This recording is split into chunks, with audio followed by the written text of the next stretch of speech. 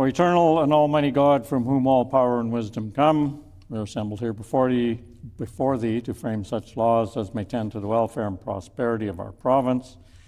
Grant, O merciful God, we pray thee, that we may desire only that which is in accordance with thy will, that we may seek it with wisdom, know it with certainty, and accomplish it perfectly, for the glory and honor of thy name and for the welfare of all our people. Amen. We acknowledge we are gathered on Treaty 1 territory, and that Manitoba is located on the treaty territories and ancestral lands of the Anishinaabe, Anishinaabe, Dakota Oiete, Dene Sulene, and Neothog nations. We acknowledge Manitoba is located on the homeland of the Red River Métis. We acknowledge northern Manitoba includes lands that were and are the ancestral lands of the Inuit. We respect the spirit and intent of treaties and treaty making and remain committed to working in partnership with First Nations, Inuit, and Métis people in the spirit of truth, reconciliation, and collaboration. Please be seated. Orders of the day, private members' business. And I will advise the House that I have received a letter from the opposition House Leader indicating that the question will be put for their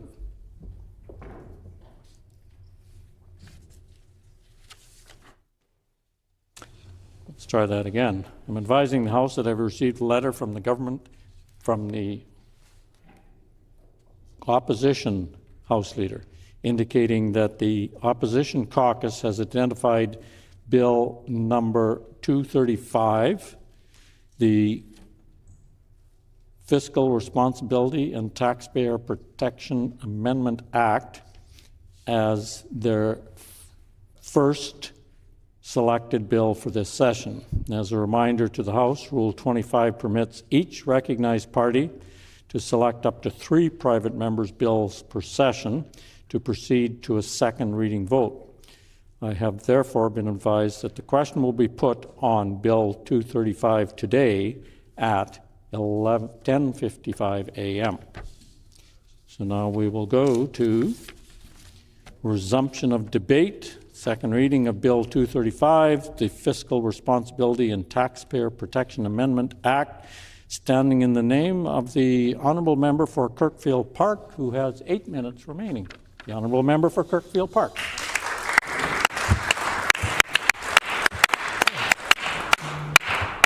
Thank you very much, Honourable Speaker. It's really kind of strange to be back here so soon after we were yesterday, and I don't know about my colleagues, but I'm feeling a little bit out of order a little bit with the time, not getting a lot of sleep. And I understand there's a lot of talk with the time change and whatnot, and I can say that I don't want to turn back time to when we were here for about 31 hours. So moving forward, talking about this bill, Honourable Speaker, and fiscal responsibility, and I just think it's really insulting to Manitobans to think that we have such a short memory. The PCs seem to forget that we're not going to forget. How we seem to forget the PC spent our tax dollars, Honourable Speaker. What this bill does is it limits government flexibility. It limits government flexibility, but it does not guarantee the public services, and it doesn't guarantee better affordability. It doesn't guarantee any better results for Manitobans, Honourable Speaker. I've seen from the inside of government, as a correctional officer and civil servant, what actually happens when you have a PC government that freezes funding.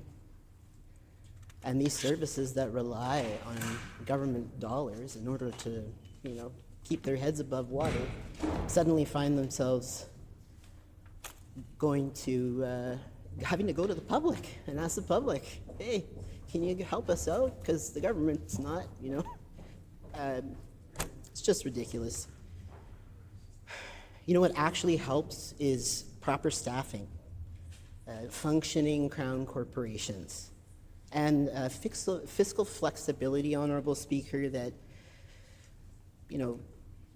that fixes problems quickly.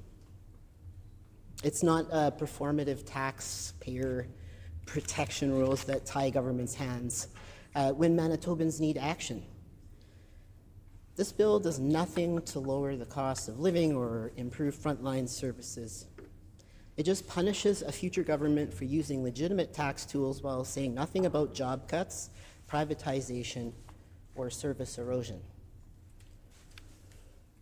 Under the PCs, more than 900 positions were cut across Crown corporations, like Manitoba Hydro, Manitoba Liquor and Lotteries, and MPI. They even floated another 700 layoffs during the pandemic, despite warnings that this could endanger public and worker safety, Honorable Speaker. As someone who now I rely on these services, I rely on these very systems to serve my constituents in Kirkfield Park. And I just can't endorse a bill, Honorable Speaker, that locks in the same ideology that bled capacity out of the public service that I depend on as an MLA to do my job.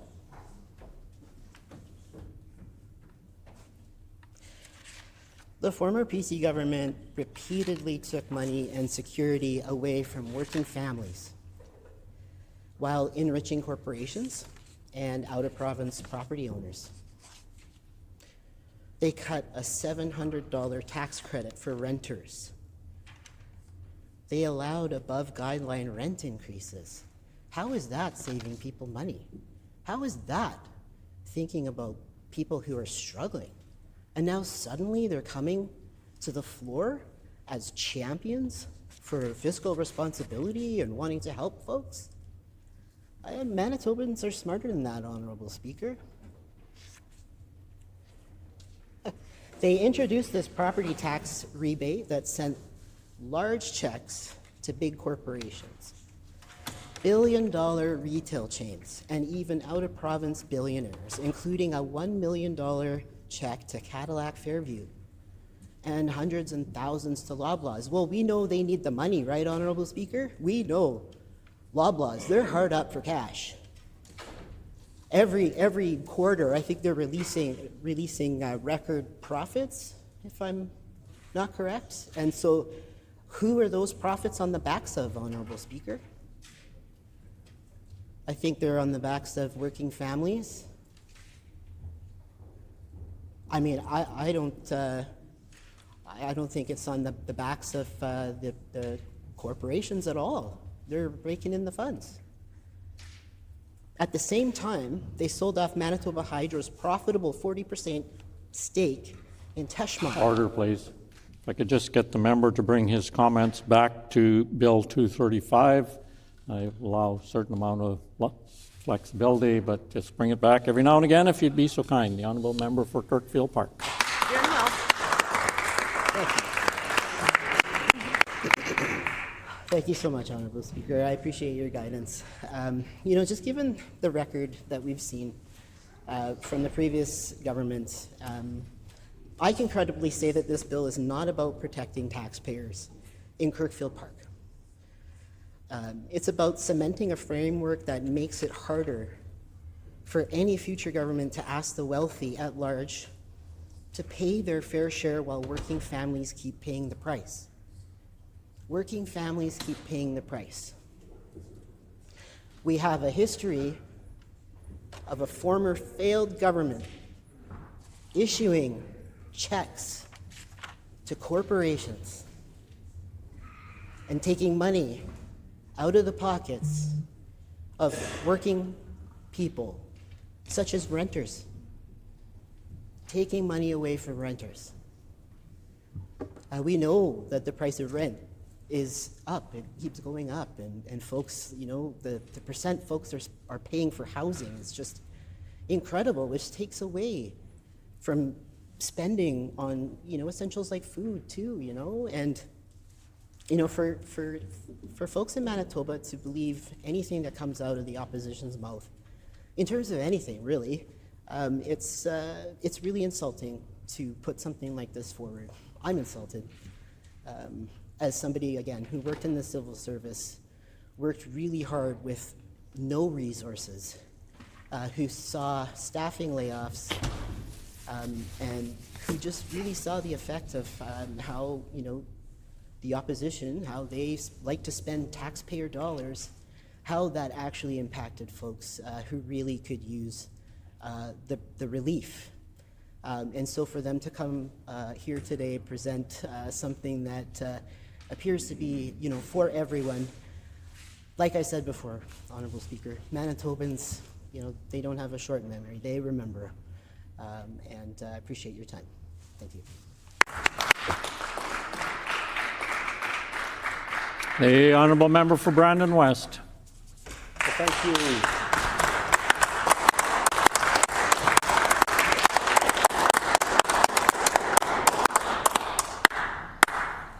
Thank you, Honourable Speaker, and it gives me great pleasure to rise once again in this House and speak to a fantastic bill that has been brought forward by the MLA for Midland. I think it's important to notice that we have two milestones to celebrate this morning.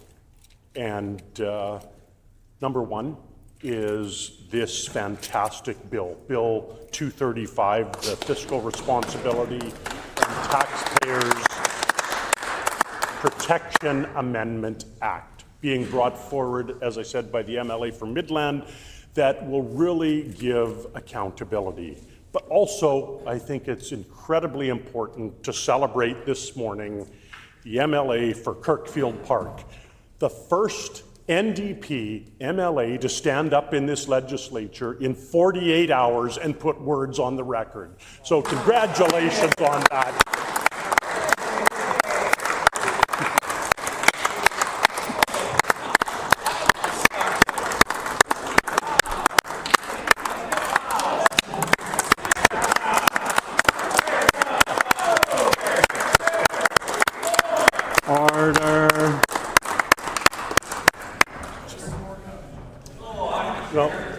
And I'm happy to celebrate here on our side for that major accomplishment.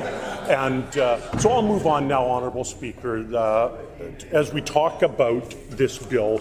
And the member for Kirkfield Park said that it removes the flexibility of government when it comes to this. But actually, it's completely the opposite of that. It allows that flexibility of government, but what it does is it adds a layer of accountability. Accountability for a government that has been known to bypass laws that are set up in our province and in our legislature here to make sure that Manitobans are protected. That's what we want to do. We want to make sure that Manitobans are protected and that individuals across this province know that when it comes to fiscal responsibility and taxpayer protection, that we're here making sure that it will be followed. And so when we look at what this bill brings forward, Honourable Speaker, is that accountability piece.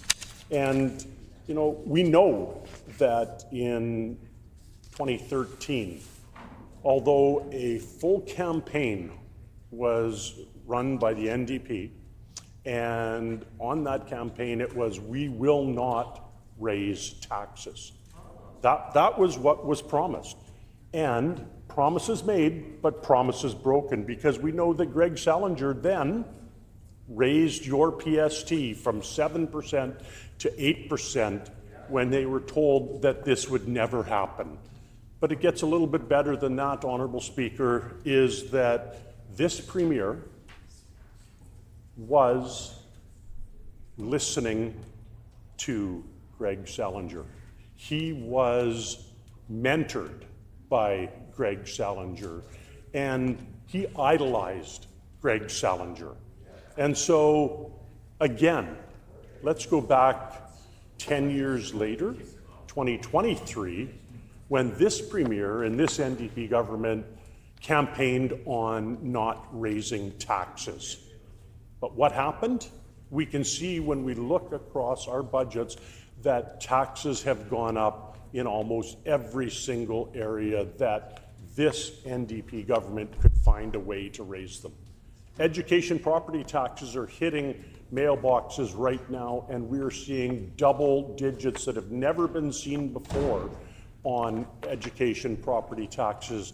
And there was a promise not to raise, and over $400 million more is being taken out of the pockets of Manitobans to really look at lining their budget and making sure that they have that extra money coming in as they spend willy-nilly on one side with no results and keep digging a deficit further and further that we've said our children and our grandchildren will be paying for. And you know, Bill 235 ensures that Manitobans are never put in that position again.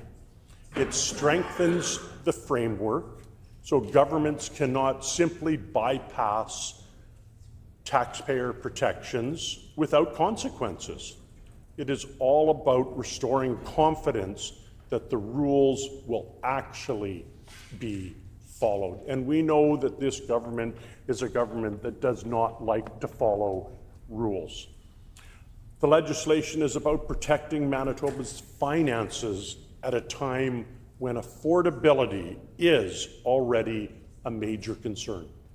We just spent the past 2 days debating BITSA because there was concern about affordability. And we know that the government will try to impose new tax burdens without accountability whenever they can. But Bill 235 puts that protection in place and ensures that Manitobans are protected. But what it does is it puts a financial burden on individuals in government to make sure that the rules are followed. And sometimes that financial burden is the only way that people will understand and get the message. And we see that many times is that if somebody has to pay, then they think twice about breaking the rules.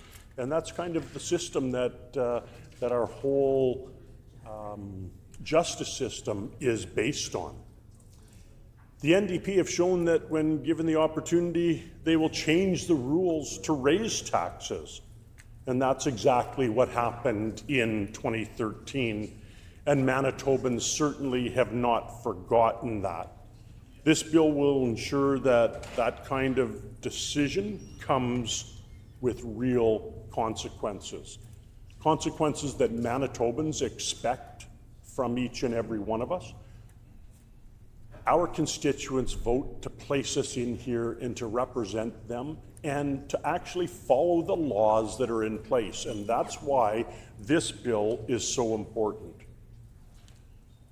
Growing our economy means keeping more money in the pockets of Manitobans and not taking more from them. When governments respect taxpayers, it creates the conditions for investment, for growth, and for opportunity. And this bill supports such an approach because people will have confidence in our economy, in investing in our province, knowing that the rules that are in place when they invest in our province are going to remain in place, that they're not going to be followed through a backdoor approach where promises are made and then promises are broken, which has happened in 2013 when the PST was raised after campaigning on not doing it, and again Promises broken in 2013 when this very NDP government promised not to raise taxes and support affordability, and yet has raised taxes every single chance that they have a chance. Manitobans deserve a government focused on affordability and economic growth, not higher taxes. And respecting taxpayers is a fundamental part of that approach. As we said, Bill 235 reinforces that commitment. And I'm so very proud to work with an MLA, the MLA from Midland, that really understands the financial burdens that this province is under, the financial stresses that this province is under, and puts forward such meaningful legislation for us, an opportunity that we will get to vote on today and to support, to really show that we care about Manitobans and that we care about the rules of this province. Thank you very much, Honourable Speaker. The Honourable Minister of Municipal and Northern Relations.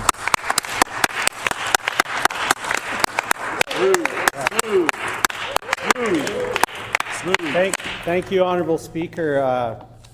You know, they're the past. That's why they keep talking about we're the future for this great province. I don't know if you recall, not that long ago, Honourable Speaker, where I talked about how the opposition over there likes to paint a picture with black and dark colors and, you know, use fear. Well, as Yoda said, fear leads to hate, hate leads to anger, and that's the path to the dark side. So we kind of understand what's going on here. We're a government that cares about Manitoba's future, about building a Manitoba together, about building a Manitoba that not only respects everyone, but works for everyone. And I'm really proud to be a part of a team that has its focus on making life better for Manitobans, because that's what we're here, that's what we're elected to do. We're elected here not to just take out those dark colors, but to carry a message of hope, carry a message about what the future of Manitoba can be, what we can do together. And that's why we have a proven record of bringing people together, about going to where people are, and about accepting that we are honoring our position here as MLAs to work for you, Manitobans. And I'd like to speak about this bill and speak directly about what Manitobans expect from the Ledge. Real solutions, not symbolic politics, and not legislation that looks tough on paper, you know, but fails to deliver anything meaningful. While members opposite continue to focus on procedural distractions and political messaging, Manitobans are focused on affordability. You know, prior to whatever Monday was, we were sitting here day after day as people took little sips from their water, stopping for every comma, every period, clearing their throats about 300 times. I'm not going to comment whether or not they had a cold or not, but I think it was pretty obvious they were just wasting time. Read the petition, get signatures, let's go on, right? And, you know, that's what we're doing here. And so when you get up and say, oh, they don't want to engage, etc., we know what this is about. It's a political distraction because we're focused. This bill attempts to frame itself as accountability legislation, but Bill 235 is fundamentally weak in achieving what it claims to do. It does not reduce costs for families, does not improve affordability, does not provide any meaningful fiscal relief. Instead, it adds layers of procedural constraint that risk tying the hands of future governments without delivering a single dollar of savings to Manitobans. Just like they didn't deliver one single megawatt, right? That's what they're about. That's their record. They want to talk about the past. We'll talk about their past 7.5 years. Manitobans remember. Manitobans remember, and they want to call for a referendum. Well, we have referendums. They're called elections. And we know what the result of the last elections were. We know about what the results of the last elections, the by-elections. We remember what they were. Manitobans are choosing hope. They're not choosing darkness. They're choosing a government that believes in them, that'll welcome them in. You've heard me say that multiple times in this chamber. It fails Bill 235 on clarity and practicality. It introduces mechanisms that are more symbolic than enforceable, and it risks creating confusion around fiscal decision-making rather than strengthening transparency in any meaningful way. Manitobans do not need more symbolic triggers or political theater in legislation. They need policies that actually lower costs. This bill does not do that. La réalité, c'est que ce projet de loi ne fait absolument rien pour réduire le coût de la vie. Il ne réduit pas les prix des aliments, il ne baisse pas les factures d'électricité, il ne soutient pas les familles qui font face à la hausse des coûts du logement. Il n'offre aucun allègement réel à la pompe. Le projet de loi 235 est faible sur le fond parce qu'il se concentre sur les mécanismes procéduraux au lieu des résultats concrets. The reality is that this bill does absolutely nothing to reduce the cost of living. It does not reduce the cost of food prices. It does not lower electricity bills. It does not support families facing rising housing costs. It provides no real relief at the pump. Bill 235 is weak in substance because it focuses on procedural mechanisms instead of concrete results. Manitobans are not asking for symbolic rules. They're asking for real solution to the cost of living crisis. They're looking for hope, and that's what our budget is delivering. That's why our government has chosen a different path. We permanently cut the provincial gas tax by 10%, putting real money back into the pockets of Manitobans every time they filled up. That's not theoretical. That's not made up. That's actually the relief that we are giving to Manitobans. It's immediate. And when we pass BITSA, we will have removed the PST on groceries to help families manage rising food costs.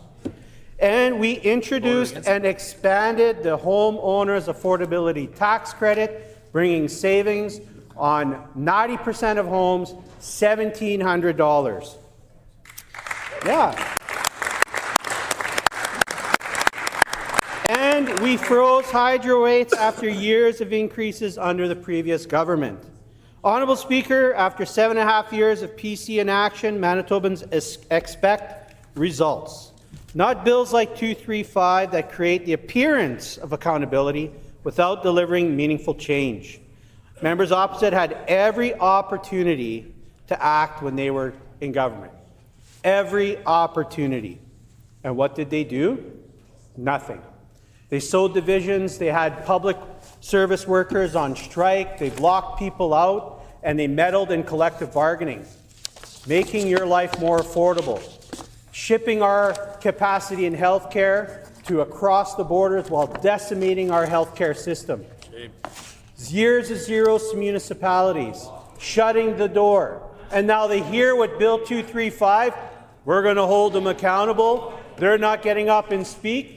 They don't like when we get up and speak because they don't like what we have to say, that we are working for Manitobans, that we are paying attention to Manitobans, that we are a government that they identify with and like to work with, that we are a beacon of hope for Canada, that we are messaging unity, we are yet messaging togetherness. That's what we are doing. We haven't come in here and slighted our partners across Manitoba.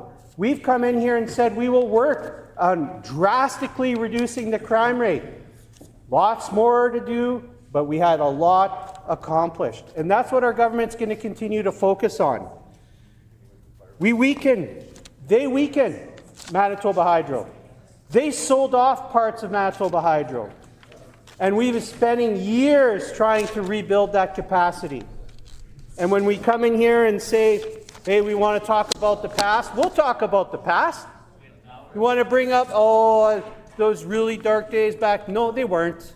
It's when we built school, we built this province year over year over year over year of balanced budgets. That's our record. What, true or not? True or not? It's true. You don't like the truth. Can't handle the truth. If the member from Elmwood were here, he would tell you. He would tell you the consecutive Order, please. Order, please. Order, please. Speaker is standing. That means other people quit talking. So it's a long-standing rule that we're not allowed to indicate whether members are present or not. So the honourable member would withdraw that part, please. The Honourable Minister of Municipal and Northern Relations. The member from Elmwood would tell you consecutive years, I think it was 12 or 11, of balanced budgets. It's the truth. Order. What? It's you know, you want us to stand up, you want us to debate, and we put the things on the record that actually happened. Can't handle the truth. And then you cower in your corners, head for the hills, back to the PC pasture where you do nothing. Who left the game?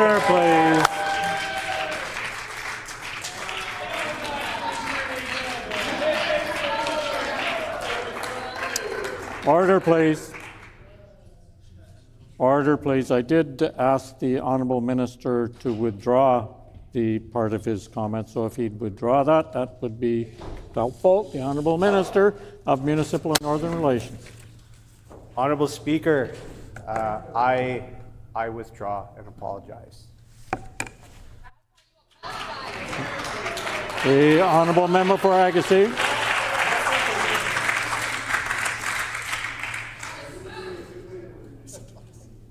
Maybe the member from Kildonan East is going to get up and say a few words here.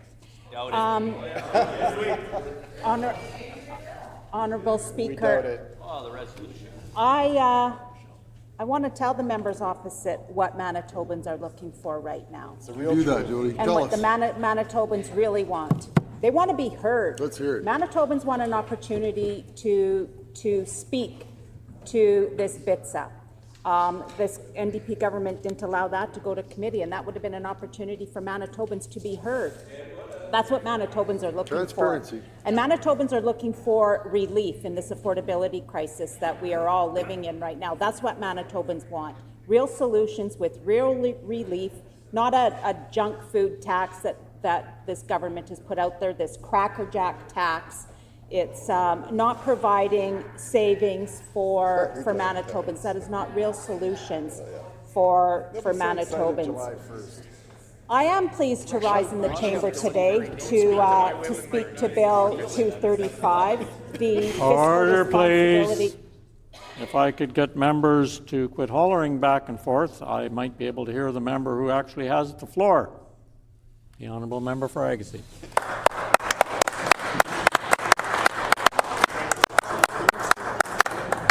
Thank you, Honourable Speaker.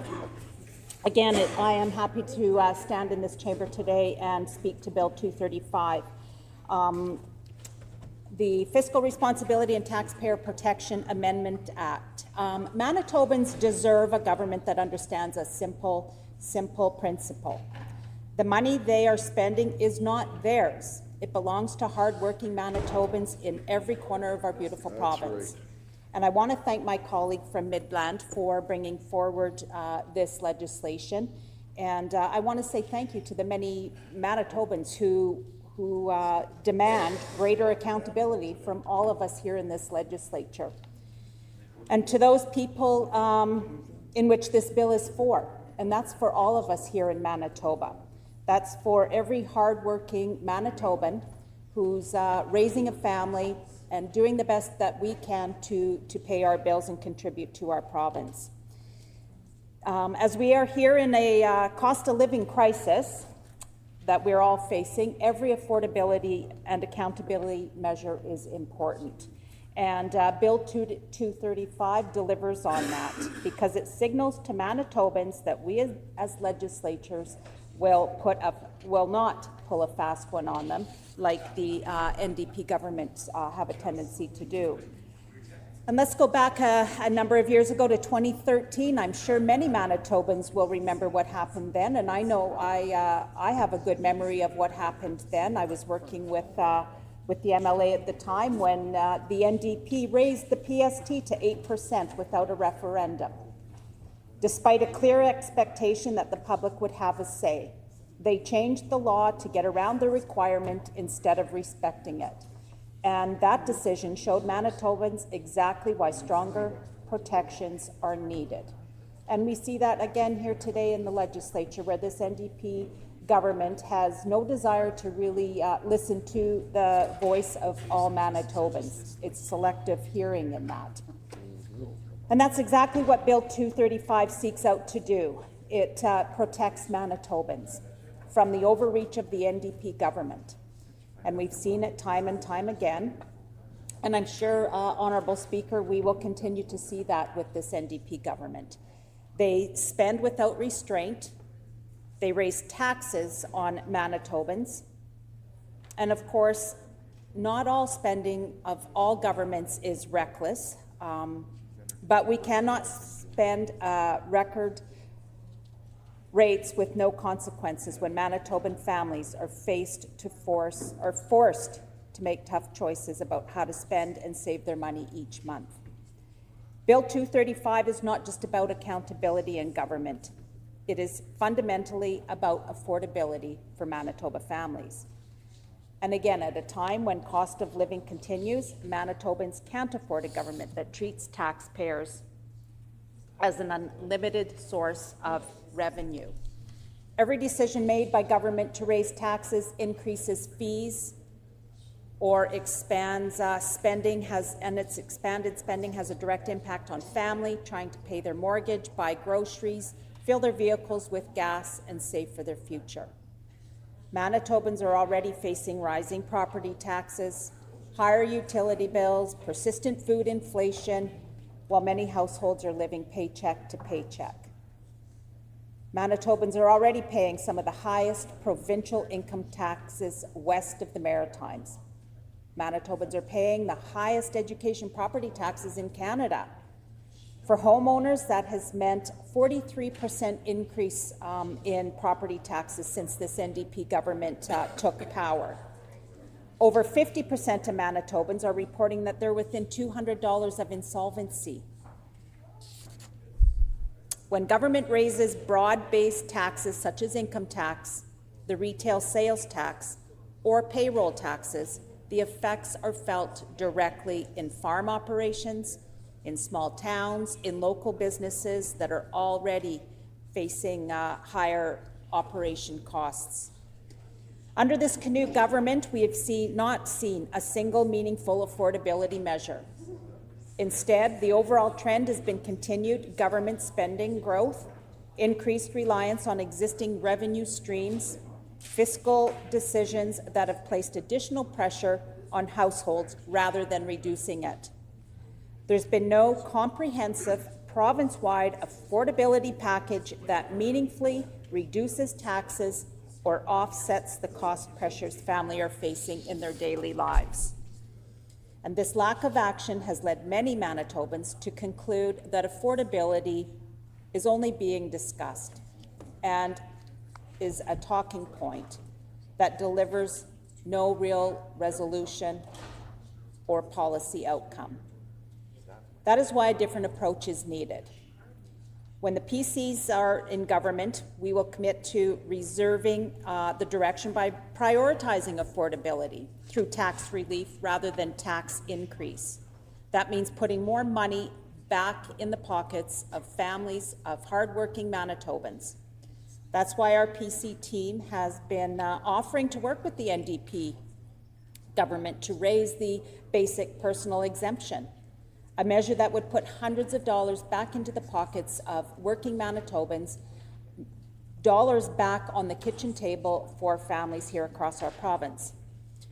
A PC government will take a fundamentally different approach by cutting taxes where possible, restoring fairness in the tax system, and ensuring that hardworking Manitobans are not punished for earning more and trying to get ahead and save for their future. Bill 235 recognizes that affordability starts with government discipline. When governments know there are real consequences attached to bypassing taxpayer protections, they're more likely to control spending. This legislation creates a stronger incentive for government to live within its means rather than automatically turning to the taxpayer. It also gives Manitobans confidence that major tax increases cannot happen quietly or without public scrutiny and input. Families deserve stability and predictability when it comes to their finances. And that's what Bill 235 does, Honourable Speaker. It protects them from sudden tax hikes that make life less affordable. And the bill sends a message that government must be accountable, not only for how it spends money, but also how those decisions affect every Manitoba across our province. Affordability is about allowing families to keep more of the money that they work to earn. And Bill 235 helps put that principle back at the centre of government decision-making. The referendum requirement already recognizes that major increases to the payroll tax, provincial income tax, and retail sales tax are significant decisions that deserve direct public input. The public have a right to contribute to that and want to be heard in doing so. So I see my time is running out here, Honourable Speaker. So I do want to take a moment to thank the thousands of Manitobans who are asking for strengthened legislation, for accountability and transparency. And I just want them to know that Bill 235 would deliver on that, and I look forward to the NDP passing this here in this legislature this morning. Thank you, Honourable Speaker. The honourable member for Waverley.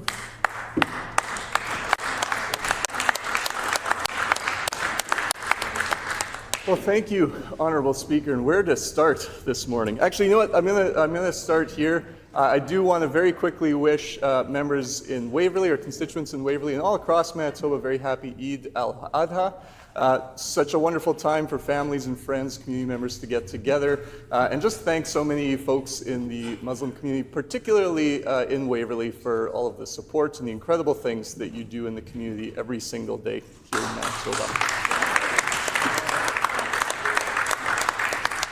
So yesterday, after we got out of here, after 31 hours of whatever it was that the opposition was doing, and the member from Gimli is already heckling, you know, after stumbling through the wilderness for 31 hours. I know he's feeling quite upset at the moment. Order, please.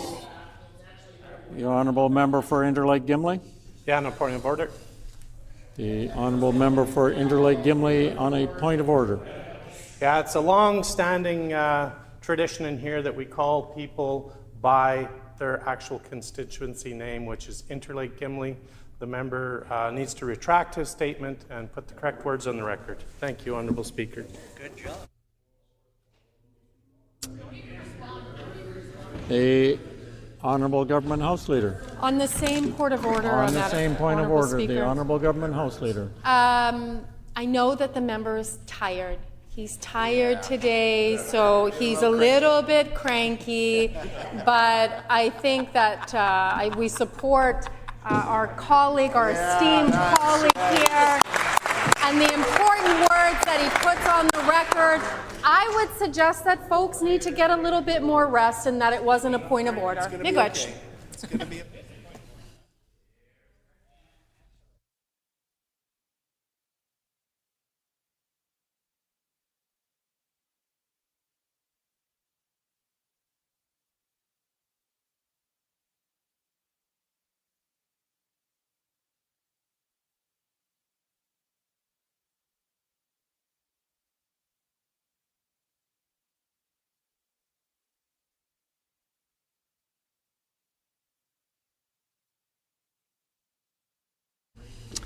Order, please. I do have to rule that the honourable member for Interlake Gimli does have a point of order. That's a long-standing tradition and rule. Order. Order. Speaker is still standing. So I would ask the honourable member for Waverley to correct that. Honourable member for Waverley. Absolutely. You know, as a person who, you know, my grandmother actually lived nearby Gimli for a number of years. I love the community. So I will correct Interlake Gimli rather than Gimli Interlake, as I incorrectly stated before. And again, I know that the member for Interlake Gimli is a little touchy right now after those 31 hours of just stumbling through the wilderness with his caucus. I gotta say, so last night I was really buoyed by the efforts of our caucus and our great House Leader and Premier here over that time. And I've worked a lot of night shifts. I was fine to stay here. I'd do it again if they want to. That's great. It's all good. But what I would say is I was really thrilled I got to go and see my son, who was in grade 9. He was performing in a concert. It was a really uplifting moment after a very, very long couple of days listening to some of what was said opposite. And as I was standing in the back listening to this concert, I have never been approached, and this should be important for the PCs right now, I have never been approached by more people who had actually tuned into what was going on and said, what was happening? What were they talking about? What were they talking about? So I had one person come up and say, so I listened to one speech and they talked about their disdain for frontline workers and that we need to pay them less and to do less for them and to hire less of them because that would be a good thing for our budget. I had another person come up to me and just say, thank you for actually being the adults in the room and coming up with strategies that have long-term effects for the province because people are smart. Manitobans are smart. They know that when members opposite come forward with half-baked ideas that aren't costed out, that they haven't actually figured out themselves. In fact, Tom Broadbeck even said in the Free Press, you know, this was an idea. I know, Tom Broadbeck, of all people, brought up the fact that they had not thought about what this would do to the budget. And so, sorry, I'm going down a rabbit hole here that I really want to talk more specifically about this. Order.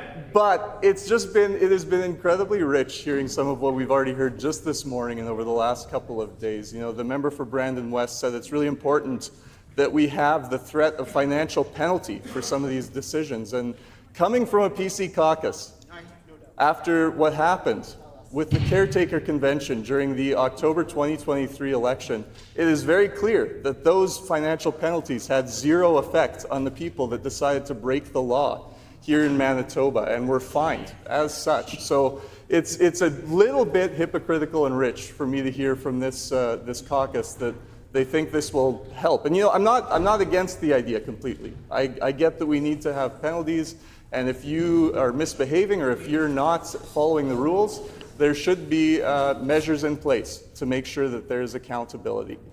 And so, you know, the other piece that I did want to talk about here is we got elected in 2023 for a variety of reasons. Folks wanted better health care. They were frustrated with the cuts that they had seen under the former government. They wanted affordability. But then they also, again, and this speaks to some of the comments I heard last night at the concert that I was able to attend in the community, they wanted someone who actually brought forward real, considered, thought-out strategies to try to make things more affordable, but while also being careful with the public purse. Because it's incredibly important, and it was obviously something that was completely missed by the former PC government, because going into that election, they blew the bank. Like they went absolutely wild, and when we came in, there was a $2 billion deficit. And since that time, our Minister of Finance, who is one of the finest ministers of finance around, perhaps the finest in Canada, has done his due diligence, has very carefully planned. And again, speaking to the comments about trying to be the adults in the room here and actually strategizing effectively for the future of all Manitobans. And we've been able to reduce that deficit. We're not at the finish line by any means. We're going to keep on working, but we are being careful. Our lending rate has come down. That is incredibly important for our fiscal picture here in Manitoba.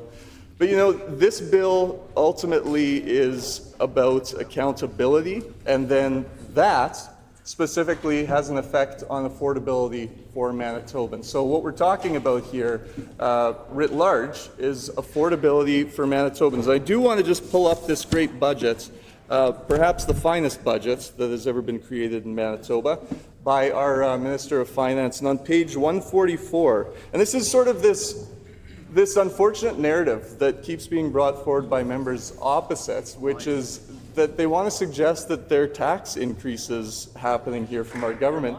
We've reduced taxes for Manitobans, and this is shown clearly on page 144, Budget 2026, by $50.7 million. That is really meaningful. So when we break that down, when we talk about affordability measures like taking the PST off all groceries, a home affordability tax credit being increased to $1,700, a renter's tax credit that is now increased to $675, and there's actually a 55-plus seniors top-up for the folks who need it the most that brings that over $1,000, which is really remarkable. So we're really doing work on so many different levels in so many different sectors to make sure that Manitobans across the board are getting the services that they need, whether it's healthcare or education or in infrastructure. We're making sure that we're making those investments. And you know, another piece, I see the Minister of Jobs, Mining, Economic Development and Trade, who is here, and the amazing work that he's done in stimulating our economy. We've seen a huge increase in jobs here in Manitoba. Order, please. The honourable member for Interlake Gimli. The member's referencing whether somebody's in the chamber, and he referenced that the minister was here.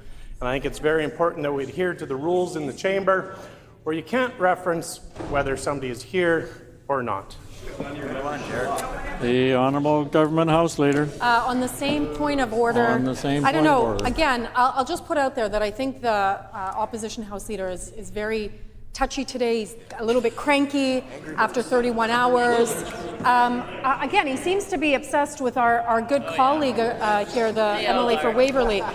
Again, let our colleague speak and finish his words that he wants to put on the record.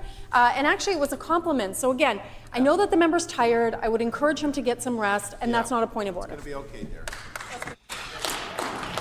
I would indicate that once again, we're not allowed to indicate whether members are present or not present. So it is obviously the speaker is still standing. So it was a point of order.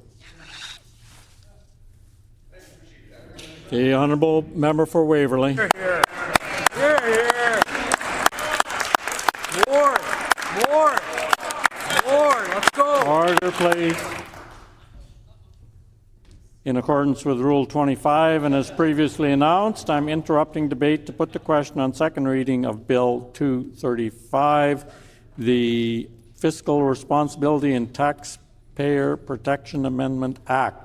Is it the pleasure of the House to adopt the motion? Agreed. I hear a no. All those in favor, please say aye. Aye.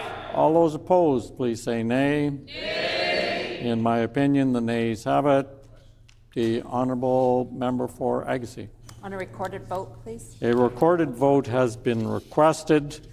So in accordance with our rules, the recorded vote will take place at 11:55 this morning.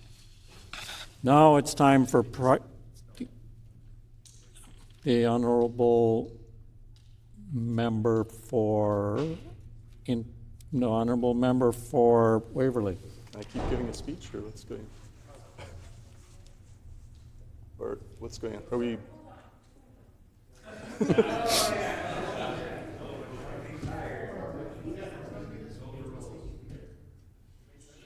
Debate's over. The honourable member for Agassiz on House business. Resume debate on Bill 211. So the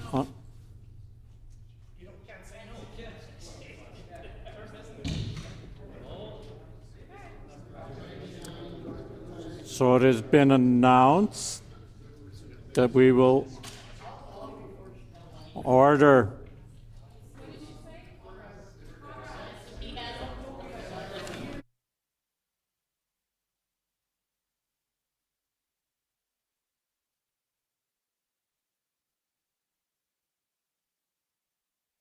Order, please. Order, please. Order, please. I shouldn't have to ask for order 3 times when the speaker stands up. So it has been announced that we will now resume debate on Bill 211, the Budget Bill Public Accountability Act, and it is standing in the name of the Honourable Minister of Public Service Delivery.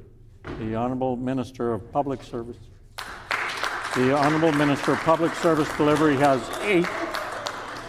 8 minutes remaining. The Honourable Member for Public Service Delivery.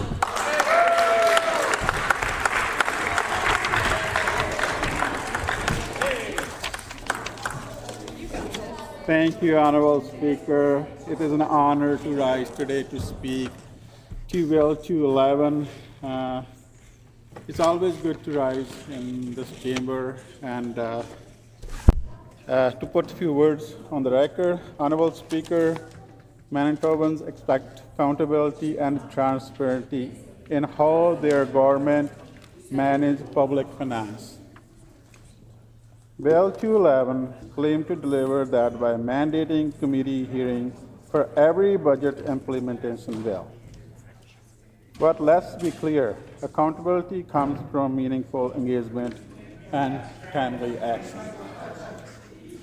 This bill risks slowing down urgent measures and duplicating process that already exists.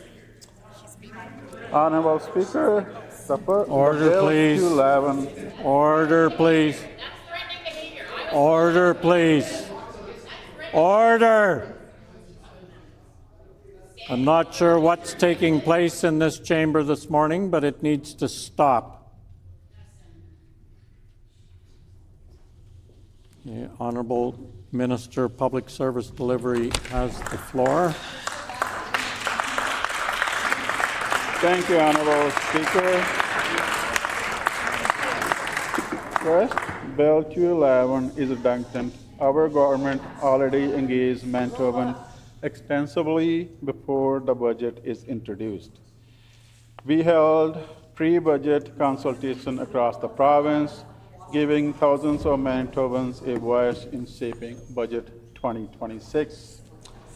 Manitobans were also invited to share their priorities through an online Budget 2026 survey, making participation easier and more accessible. Order, please.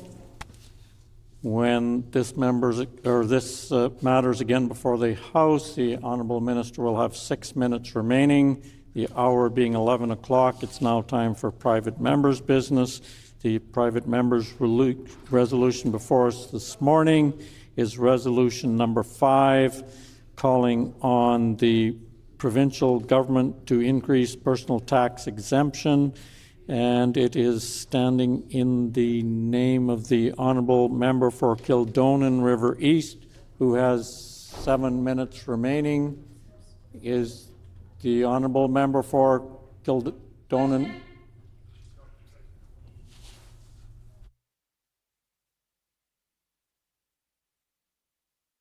Is the Honourable Member for Kildonan River East declining her time to speak? Okay. The floor is then open. The Honourable Member for the Honourable Leader of the Official Opposition.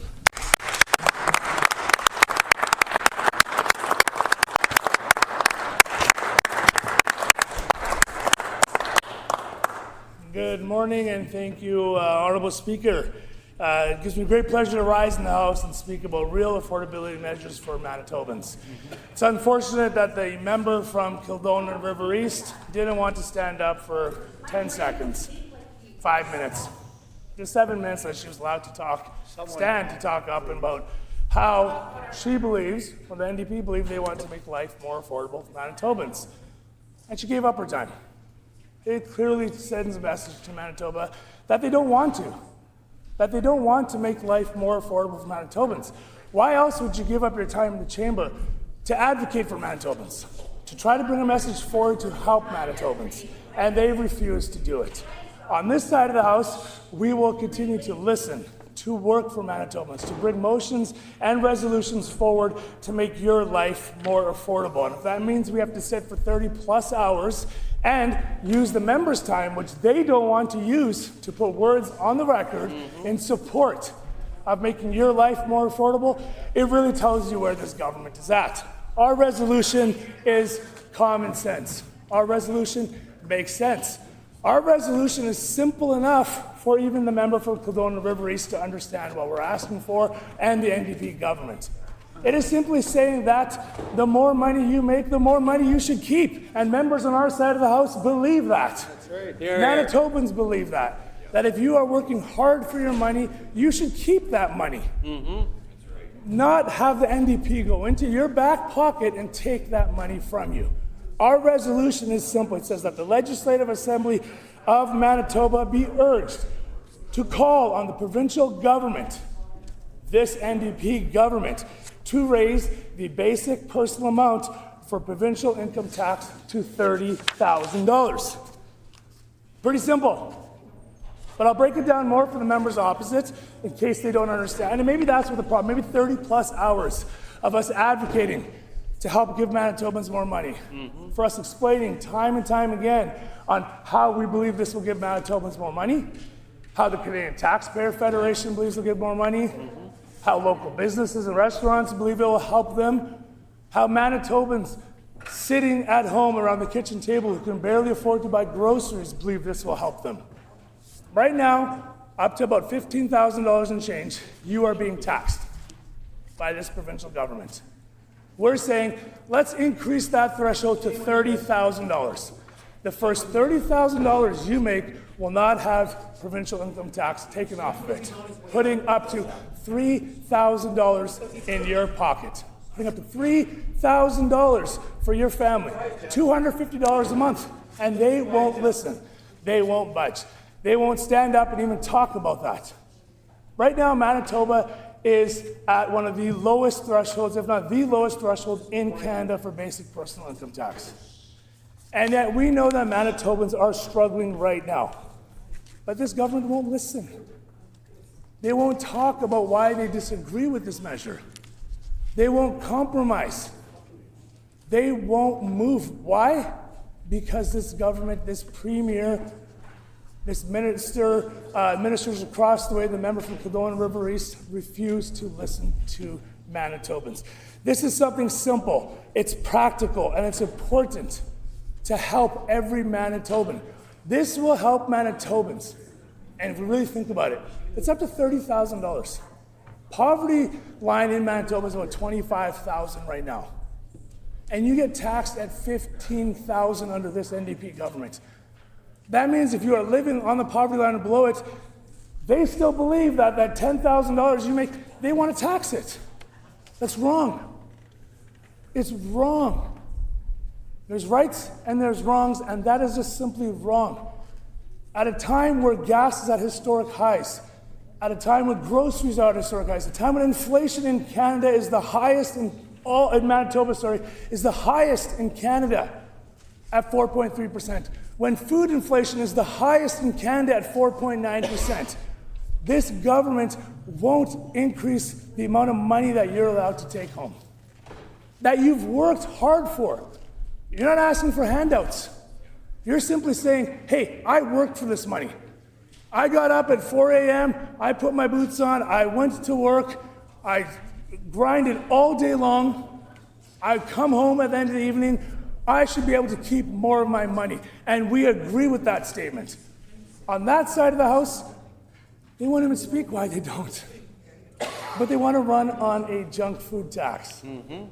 On a junk food tax that will save Manitobans pennies. On a tax, when you look at what the surface of what it is actually going to make Manitoba worse off. Because you are pushing people to buy junk food. You are pushing Manitobans, you're incentivizing habits of buying unhealthy food, of Slurpees, of chips, of pop, of Cracker Jacks, of Cheesies. Where our resolution, we want to give you back $250 a month, your family. And with that money, you make the choice to buy fruits and vegetables for your family. To buy a healthy, nourishing meal for your kids so when they go to bed at night, they wake up and they feel good. And they want to go to school. And they want to succeed. And then they want to get a good job. And they want to go out and earn money as they get older. But under this NDP government, that's not the case. Because those kids are learning right now that the harder you work, the more this NDP government will take money from your back pocket. And that is wrong. That is wrong, Honourable Speaker. Manitobans say that's wrong. Members opposite want to heckle right now. They want to shout me down. They can shout as much as they want. And that's what they've been doing for the last 2.5 years. But they won't intimidate us, and they won't get us to stop our message. And our message is plain and simple. We on this side of the House are here to make your life more affordable. And that's Here, here. Yes, we will.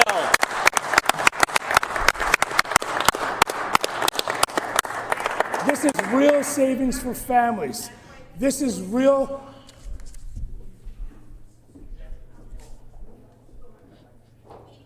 This is real savings for families. This is real savings for students, for minimum wage earners, for that single mom or dad that are grinding to put food on the table and pay their bills. This is real. They're saying, they're heckling, we don't care. The irony is they don't care. Yep. The irony is that they won't even stand up and put words on the record.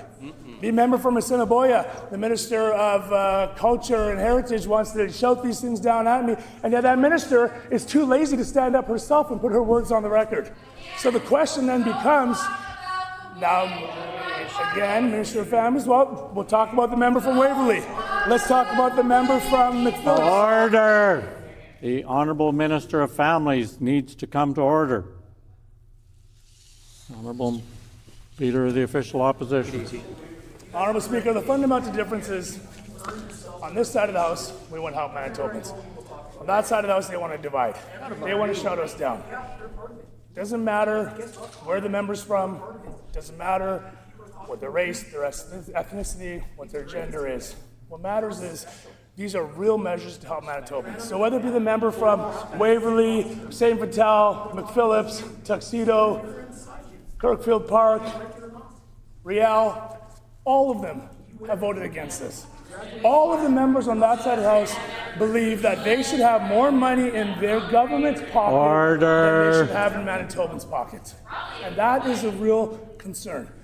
That sums up this government for you right there. Not a listening government. Healthcare is worse. People are dying in ERs. Order! Oh. The heckling continues, the name-calling continues, the threats and the barking continue all they want, but they will not intimidate members on this side of the House. Nope. They will not stop us from standing up and working for Manitobans. They will not stop us from doing the right thing. The right thing is helping you. The right thing is listening to you. The right thing is moving this province forward in a prosperous way for all Manitobans. None of that stuff that they're heckling and yelling matters. What matters is you. We have that focus in mind. That's why when we brought this proposal forward, it was not a partisan way. It was let's work together. We are elected for all Manitobans to work together. That's what this resolution does. This resolution calls to make life more affordable for Manitobans by putting more money in your pocket. Simple question for all Manitobans is why is the NDP stopping us, stopping you from making your life more prosperous in the province of Manitoba?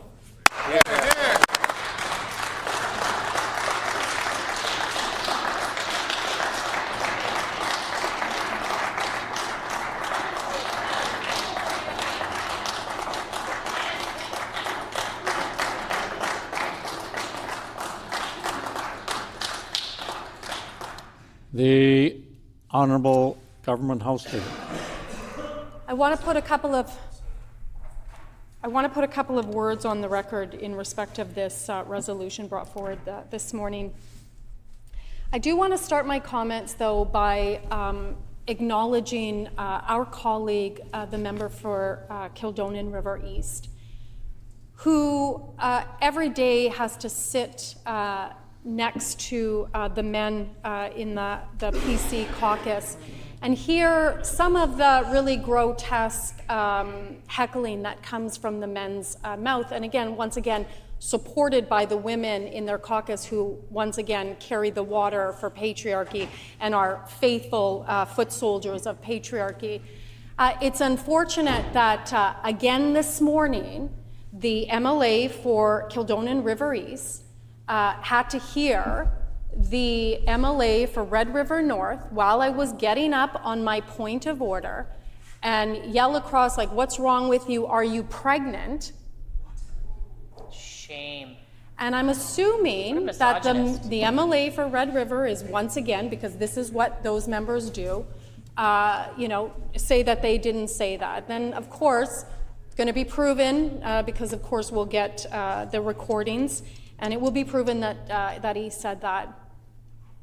It's so unfortunate. And again, the leader of the opposition got up. He's gotten up a couple of times in the last little couple of days.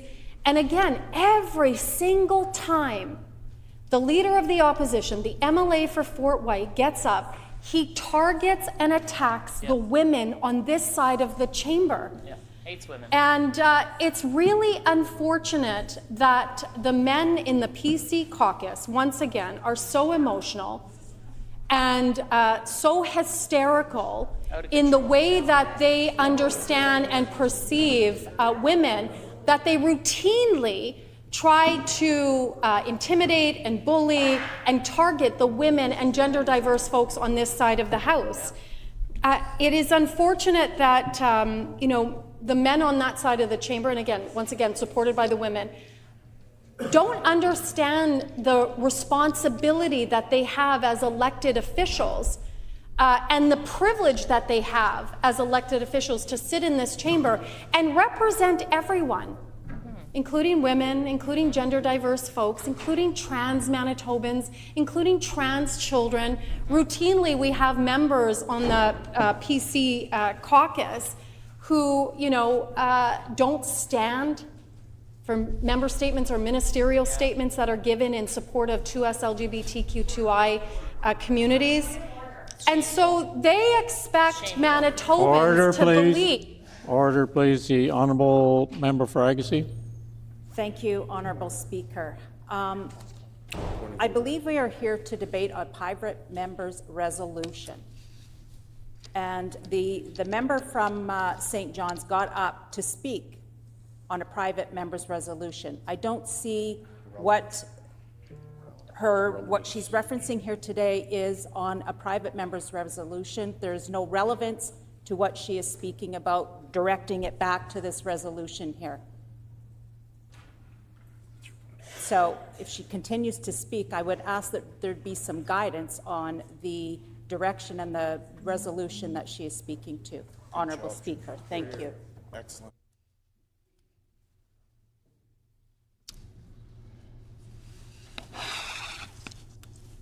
No one else wishing to speak to the point of order? Then I would say that yes, comments should be directed to the resolution that we're here discussing. In the past, I have allowed members quite a bit of latitude and let them go on for quite a while before I, as the Speaker, decide when it's time for them to draw it back. But the Honourable Government House Leader.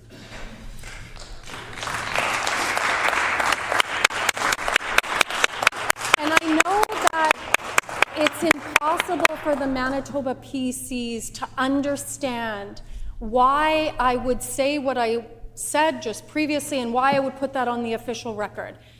And it is connected to this resolution because it's important that Manitobans see who they elect and what they do in this chamber. And so right now, we're debating a resolution in which the Manitoba PCs want to take $1 billion out of Manitoba revenue, as if money just grows on trees here in Manitoba. But this is what happens when you elect individuals like the members opposite, when you elect men that don't know if they're coming or going, don't even know their jobs, can't get control of their emotions and are hysterical in their responses and their heckling. And when you elect women that carry the water for patriarchy and continue to support the men in their caucus who routinely, every single day, get up in the chamber and target women and gender diverse folks on this side of the chamber. That's what happens when you elect people like that. When you elect people like us on this side of the chamber, you get good things. Order, please. I would ask the honourable member to bring her comments back to the resolution. The honourable Government House Leader.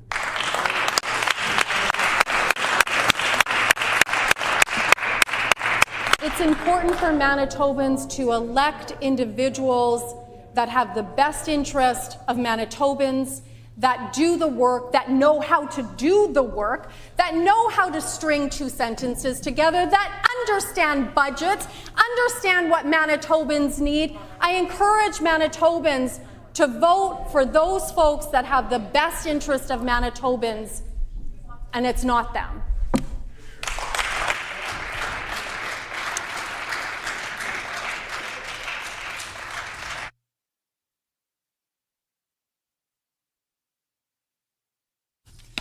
So pursuant to our rules, Rule 34, bracket 5, this private member's resolution has been debated for 180 minutes.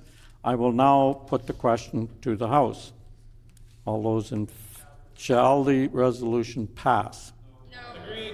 I hear a no. All those in favor of it passing, please say aye. Aye. All those opposed, please say nay. Nay. In my opinion, the nays have it. The honourable member for Agassiz. A recorded vote, please. A recorded vote has been requested. This recorded vote will take place after the previous recorded vote that's scheduled to be held at 11:55. The honourable Government House Leader. We're canvassing the House to seek leave for both recorded votes to happen immediately following the voice vote, which we just did, and see the clock as noon once both the votes have been completed. Is there leave to conduct both votes immediately and then see the clock as noon once that's completed? No. I hear a no. The leave has been denied.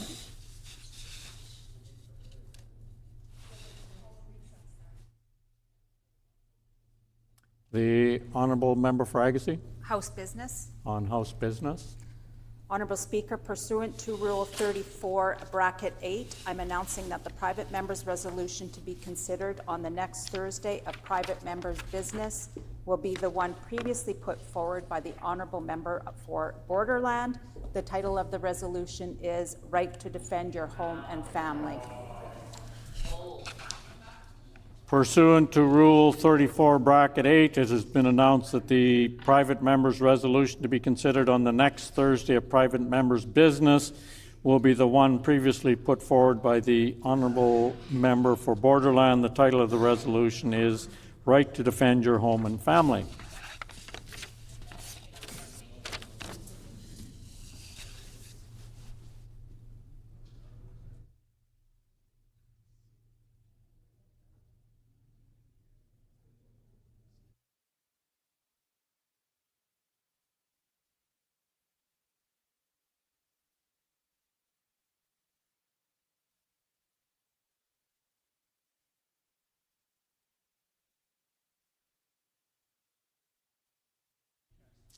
I will remind members that we are still in session, and as we have no business, you'll sit quietly.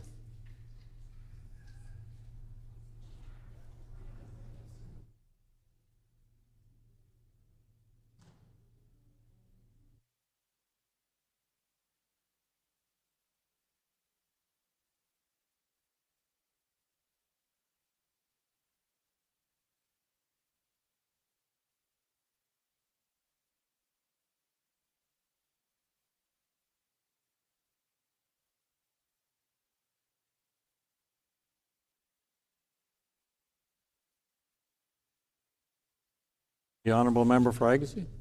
Thank you, Honourable Speaker. Can we seek leave to resume debate on PMR 9? There's been a request to resume debate on PMR 9. Is there leave? Leave has been denied.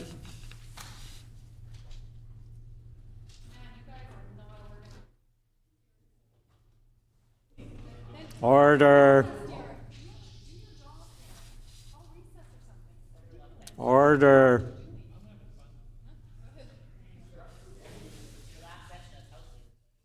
Order. The Honourable Member for Agassiz. Can we call to resume debate on Bill 8, or sorry, Resolution 8? Is there leave to resume debate on Resolution 8? No. I hear a no. Leave has been denied.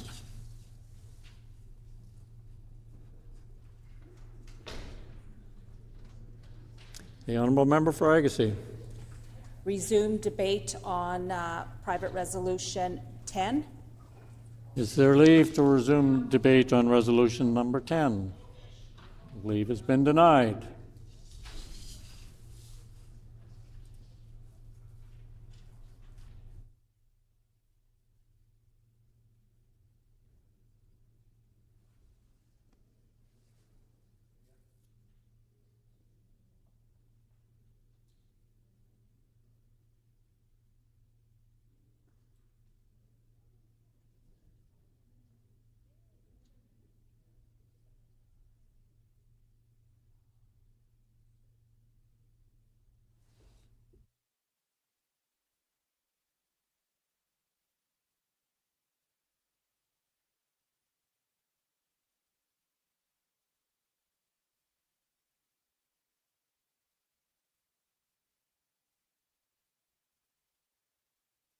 The Honourable Member for Agassiz. Thank you, Honourable Speaker. I seek leave to resume debate on Resolution number 1, Affordability and the Economy. Is there leave to resume debate on Resolution number 1? Leave has been denied.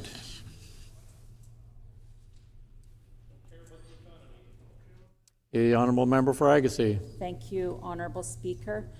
I seek leave to resume debate on Private Members Resolution number 3, calling on provincial government to launch public inquiry on deaths in emergency rooms. Is there leave to resume debate on... Leave has been denied.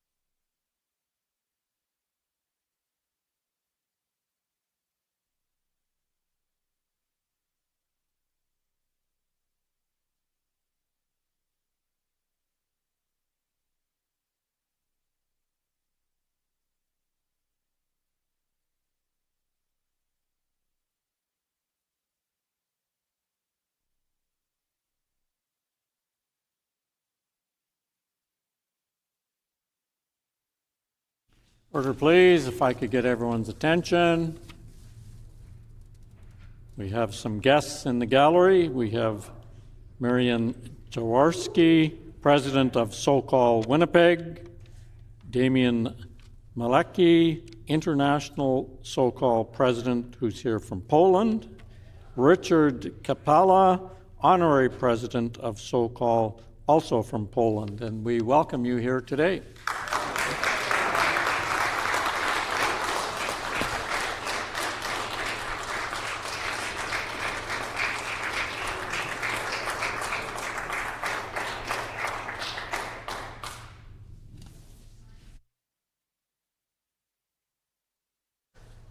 The honourable member for Springfield or Shot on a point of order.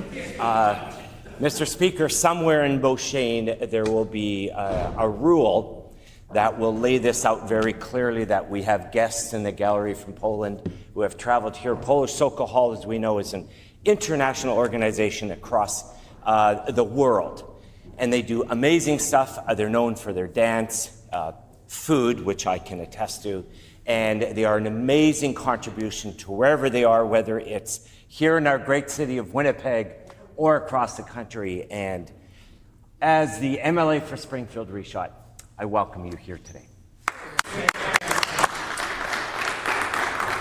Order, please.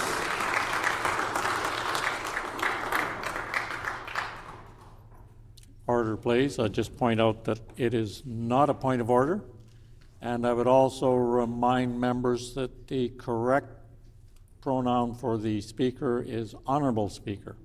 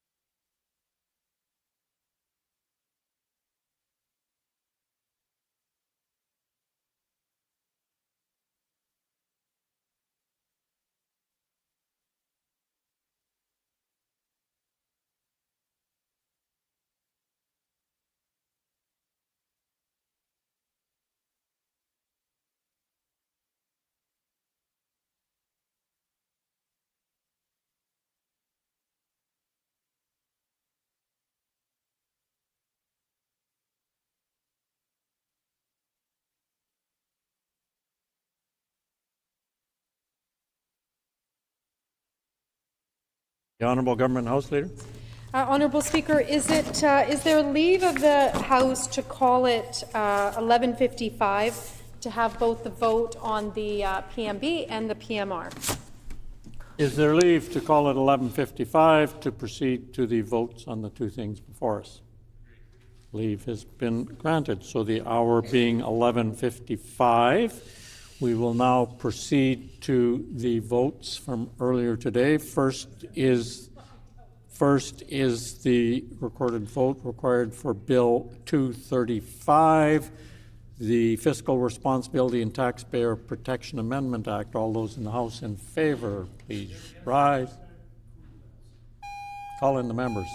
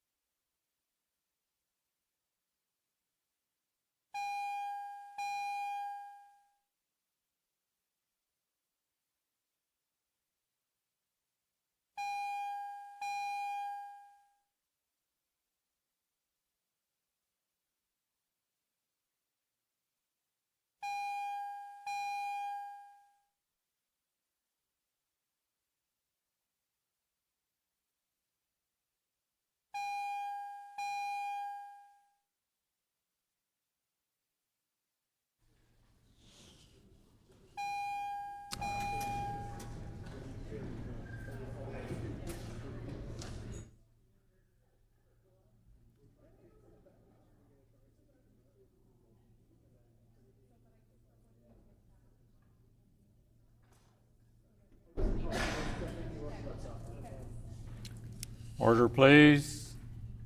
The 5 minutes for the ringing of the bells has expired. Therefore, I'm requesting that the division bells be turned off and the House proceed to the vote. So the question before us is second reading of Bill 235, the Fiscal Responsibility and Taxpayer Protection Amendment Act. All those in the House in favor, please rise.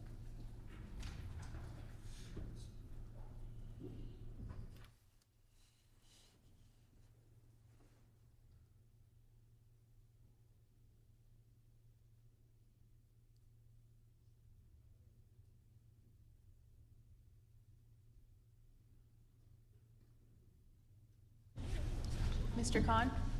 Mr. Johnson? Mr. Khan. Mr. Johnson? Mr. Johnson. Mrs. Stone? Mrs. Stone. MLA Bariza? MLA Bariza. Mrs. Cook? Mrs. Cook. Mr. Narth? Mr. Narth. Mr. Balkin? Mr. Balkan.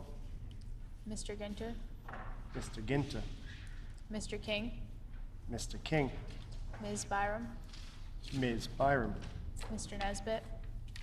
Mr. Nesbitt. Mr. Iwasko? Mr. Iwasko. Mr. Schuler? Mr. Schuler. Mr. Wochuk? Mr. Wochuk. Mr. Panuk? Mr. Panuk. Mr. Wharton? Mr. Wharton. All those in the House opposed to the motion, please rise. Okay. Honorable Minister Fontaine? Honorable Minister Fontaine. Honorable Minister Schmidt? Honorable Minister Schmidt. Honorable Mr. Wiebe? Honorable Mr. Wiebe. Honorable Minister Sala? Honorable Minister Sala. Honorable Mr. Kostishin? Honorable Mr. Kostishin. Honorable Ms. Smith? Honorable Ms. Smith. MLA Loisel? MLA Loisel. MLA Cross? MLA Cross. Honorable Mr. Bushy? Honorable Mr. Bushy. Honorable Mr. Simard? Honorable Mr. Simard. Honorable Minister Marcelino? Honorable Minister Marcelino.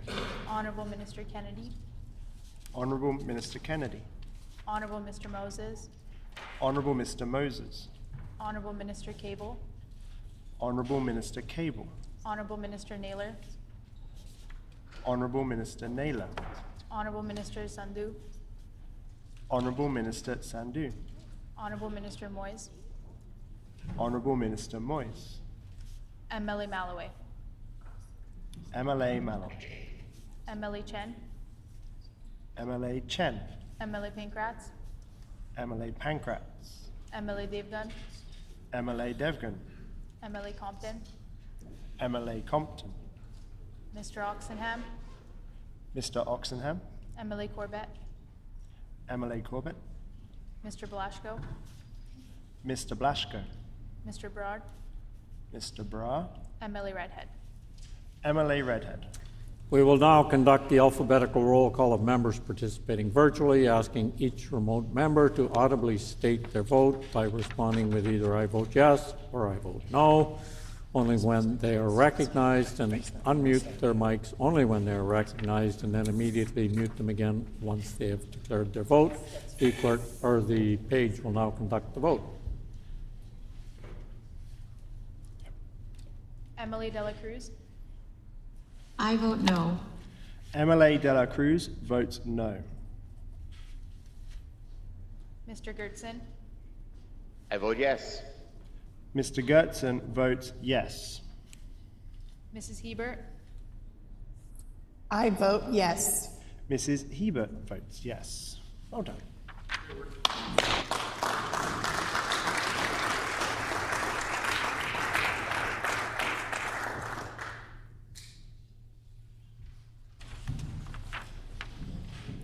Ayes 18, nays 28. The motion is accordingly defeated. As previously announced, we will now go to the vote on private members' resolution number 5, calling on the provincial government to increase personal tax exemption. Call in the members, please.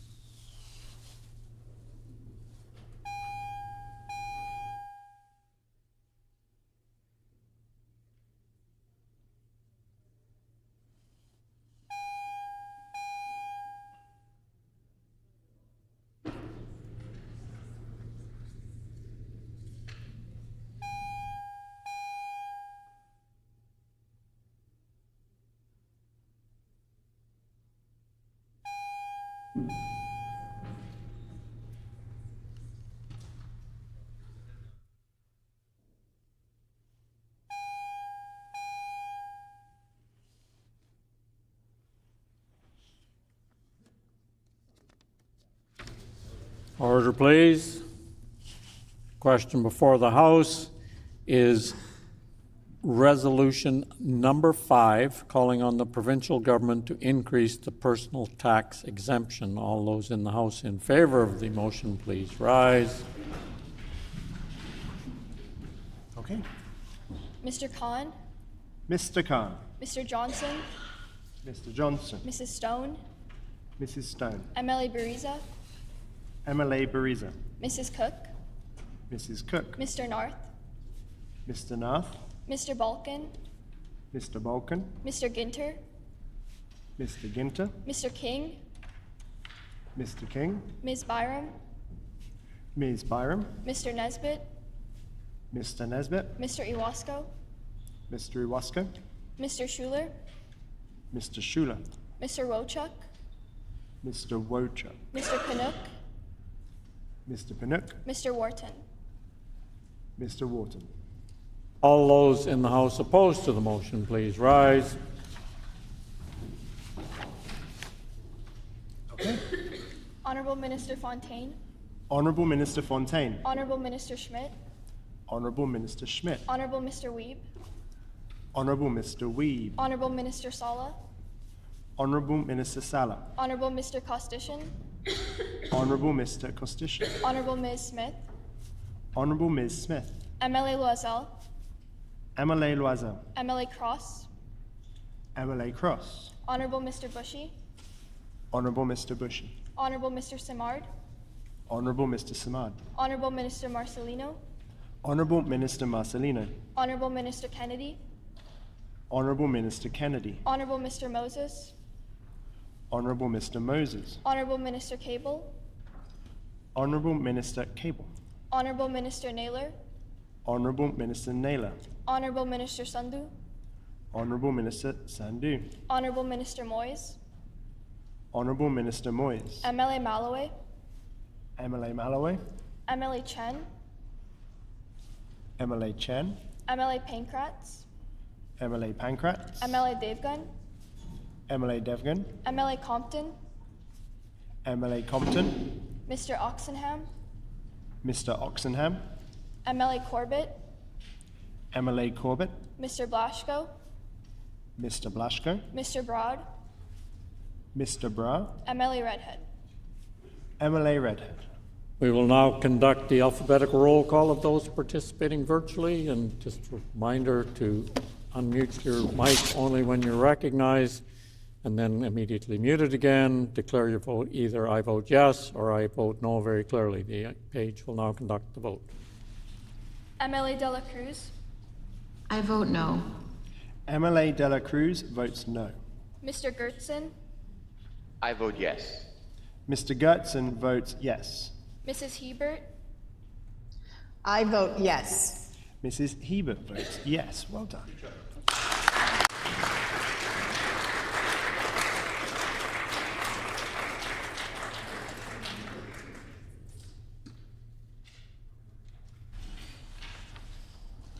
Ayes 18, nays 28. The motion is accordingly defeated. The Honourable Opposition House Leader.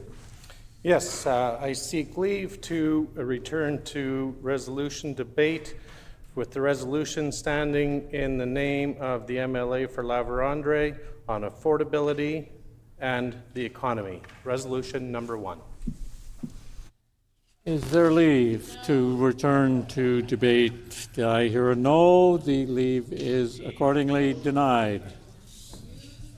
The Honourable Opposition House Leader. Order. Yes, Honourable Speaker, I seek leave to return to resolution debate, resolution number 6, standing brought forward by the MLA for Interlake Gimli, and is calling on the provincial government to prioritize the struggles facing Manitobans. Is there leave? No. Order, please.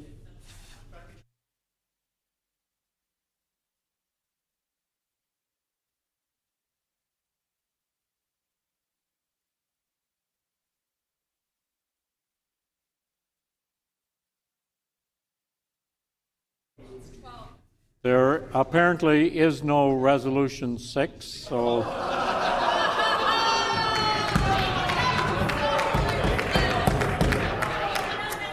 order, please. Order, please. The Speaker is standing. The hour being 12 o'clock, this House is recessed and stands recessed until 1:30 today.